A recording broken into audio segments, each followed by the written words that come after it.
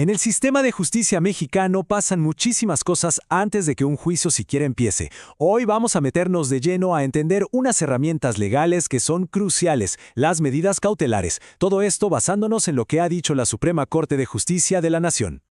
A ver, pensemos en este escenario. Una persona es acusada de un delito, pero ojo, todavía no se ha demostrado su culpabilidad.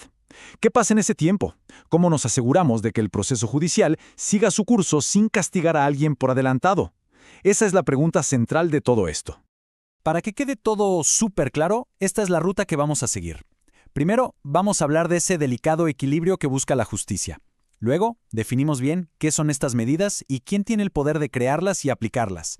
Después, nos metemos a ver la guía que siguen los jueces, la diferenciamos de otra herramienta parecida y cerramos explicando por qué todo esto es tan importante. Bueno, arranquemos con el primer punto. Este acto de equilibrio de la justicia. La idea principal es proteger el proceso, no juzgar antes de tiempo. Aquí está el meollo del asunto. ¿Cómo le hace el sistema para garantizar que la persona acusada sí se presente al juicio y al mismo tiempo proteger a las víctimas o testigos, pero sin pisotear el derecho fundamental de ser considerado inocente? Es de verdad caminar sobre una cuerda floja legal. Y miren, la Suprema Corte ha sido clarísima, súper enfática en este punto. En sus propias palabras, estas medidas en ninguna circunstancia deben ser usadas o consideradas una sanción anticipada. O sea, para que quede claro, no son un castigo, son una herramienta para que el juicio pueda llevarse a cabo y nada más.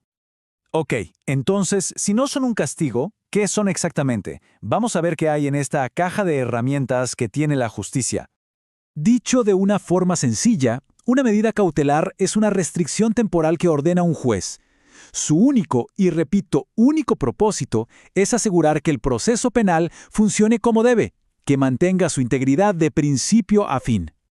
Estas medidas buscan tres cosas, principalmente. La primera, evitar el riesgo de que la persona se fugue, o sea que sí se presente al juicio.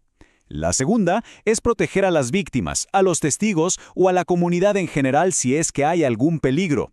Y la tercera es asegurarse de que la investigación no se vea afectada, por ejemplo, evitando que se destruyan pruebas o se intimide a alguien. Y para que esto no suene tan abstracto, aquí hay algunos ejemplos directos del Código Nacional. Van desde algo como tener que ir a firmar periódicamente ante el juez, hasta cosas más restrictivas como poner una garantía económica, no poder salir del país o incluso el resguardo en casa. La que se elige depende completamente de cada caso. Ahora, una pregunta que seguro surge es, bueno, ¿y quién decide todo esto? Aquí es vital entender la diferencia entre los que escriben las reglas del juego y los que, como árbitros, las aplican. Aquí la división de poderes es fundamental, y la Suprema Corte lo ha dejado así de claro. Por un lado, el único que puede crear estas leyes es el Congreso Federal. Desde una reforma en 2013, los estados ya no tienen esa facultad. Esto para que las reglas sean las mismas en todo el país. Y por otro lado, el único que puede imponerlas es un juez de control en una audiencia. Ojo, esto significa que una autoridad administrativa, como Hacienda, no puede hacerlo. Esa separación es clave para un debido proceso. Pero a ver, un juez no puede nomás sacar una medida de la manga. Para nada. Hay reglas y controles muy estrictos. Vamos a ver cuál es esa lista de verificación que debe seguir para que su decisión sea justa y, sobre todo, proporcional. La Suprema Corte exige que los jueces sigan estos principios. Legalidad, o sea, la medida tiene que estar escrita en la ley, no se puede inventar. Excepcionalidad, quiere decir que no es la regla, sino la excepción, solo si es súper indispensable. Mínima intervención, obliga al juez a elegir siempre la opción que menos afecte la libertad de la persona. Proporcionalidad, la medida tiene que ser lógica con el riesgo que existe. Y contradicción, que es esencial, le da a la persona acusada el derecho a debatir y oponerse a la medida en la audiencia. Y bueno, ¿cómo se ve esto en la práctica? Pues es un proceso muy metódico. Primero, el juez escucha a todas las partes. Segundo, analiza el riesgo real.